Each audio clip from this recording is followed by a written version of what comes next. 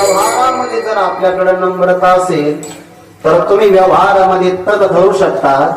जगद्गुरु तुकोबरायांचं उदाहरण फार गोड आहे. तुकोबराय असं म्हणतात, एखाद्या नदीच्या पात्राचं अवलोकन करा. विशाल प्रवाहाने संपन्न असणारी एखादी नदी असते. त्या नदीच्या काठावर बलवान प्रदीर्घ कालापासून वाढलेले वृक्षही असतात. कुठे असतात? काठावर असतात. जर एखाद्या नदीला पूर आला तो वेग जास्त कुठं असतो? मध्य भागामध्ये. आणि वेग कमी कुठं असतो? काठावरच्या भागावर. त्या मध्य भागामध्ये लव्हाळ नावाची एक प्रकारची वनस्पती वाढते.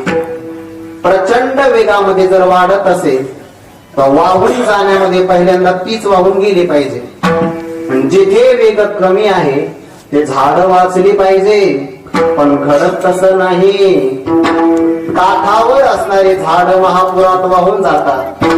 वास्तविक काठावर प्रचंड वेग नाही आणि प्रचंड वेग असणारे लव्हाळ वाचतात.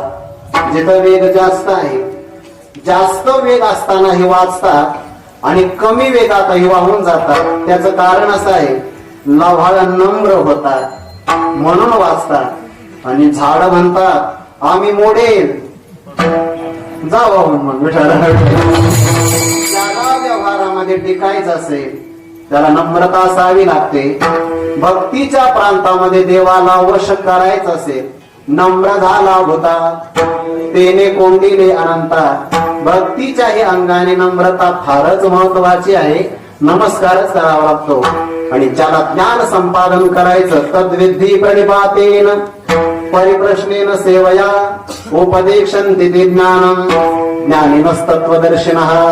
ज्ञान संपादन करायचं तरी नमस्कारच करावा लागतो. देवाला वश करायचं नमस्कारच करावा लागतो. व्यवहारामध्ये सुचारू स्वरूपाने जीवन जगायचं असेल तर नमस्कारच लागतो. जीवनातलं असं एकही क्षेत्र नाही जिथं नम्रता लागत नाही, सगळीकडेच लागते. विद्या विनयेन शोभते. मी तुम्हाला व्यवहारातलं उदाहरण देतो. सर्प चालताना कसा चालतो? सरपट चालतो ना, वाकडा तिकडा चालतो.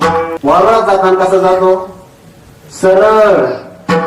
तो मला नाही मी आपली पद्धती सोडणार नाही, वंश परंपरा, मी माझी वाकडी चालण्याची पद्धती सोडणार नाही. बाळा सालपट निघतील. तसंच आहे, एखाद्या प्रसंगाला तुम्ही व्यवहारामध्ये थोडस वाकडं तिकडं चाललं चालेल, फक्त देवाच्या संताच्या समोर सरळ चालत जा.